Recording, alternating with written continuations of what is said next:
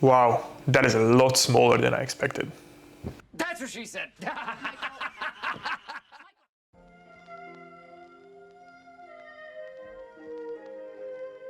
Our first piece comes from Japan and is the Seiko Prospex Alpinist. If you're unfamiliar with Seiko, I will make sure to drop some links below the video that I think are great in regards to an introduction to this watchmaker. All that you need to know for now is that Seiko is very respected in the watchmaking world, and the company dates back all the way to 1881 when it was started as a small watch shop in Tokyo.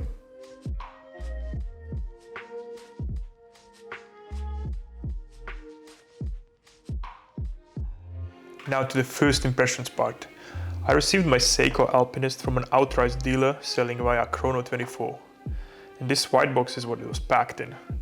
Needless to say, after reviewing the AP recently, I was not very impressed with the quality of the thin white paper used here. Luckily, there was another smaller box inside of it, and this was definitely a bit of an upgrade and a nicer touch, although still nothing to brag about if you were the one to make it for your customers. Now that we've gotten our Seiko out of the ugly boxes, it's time to finally see the actual watch. Now this particular model features a green dial and is the 2020 edition. Seiko have been making the Alpinist model wristwatches since 1961. Then introduced the green dial model in 2006 along with two others with a cream white and black dials. Now this one is certainly the most popular of the three though. Size-wise, this comes in at 39.5mm in diameter, 48mm lug to lug, and 13.2mm in terms of thickness. The case is made out of polished stainless steel and the dial is protected using a sapphire crystal. You'll also get 200-meter water resistance, which seems fairly standard these days. The Alpinist features a screw-down crown, which means that to adjust the time on it, you will need to rotate the crown counterclockwise until it kind of pops out. This might sound confusing, but it's in fact a very intuitive process. Once the crown is out, it has two modes. You can pull it out all the way to adjust the time, or go one click in to adjust the date. To wind the watch, you would just push the crown back in gently and rotate clockwise. Other features on the dial worth mentioning are the gold-plated hands and the index numbers on the watch. The hands are also luminous in the dark. Let's talk about this strap now.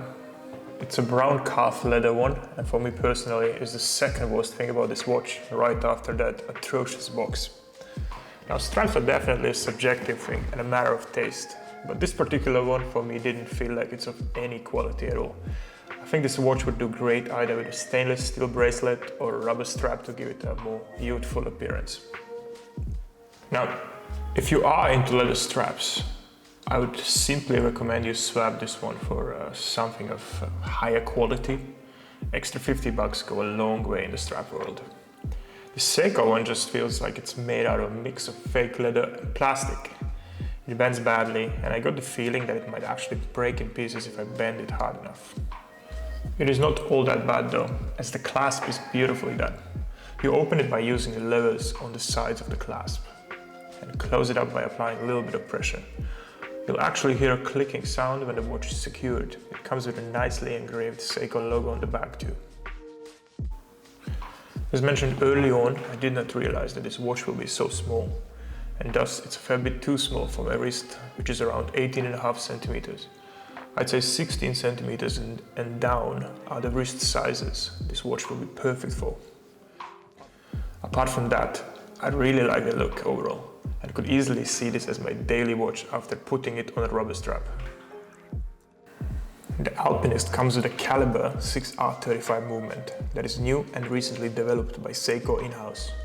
Since this is a mechanical movement, it's important to point out that this Seiko comes with a 70-hour power reserve, which essentially means that it will run for that long even if not worn on the hand and not getting any energy from the rotor.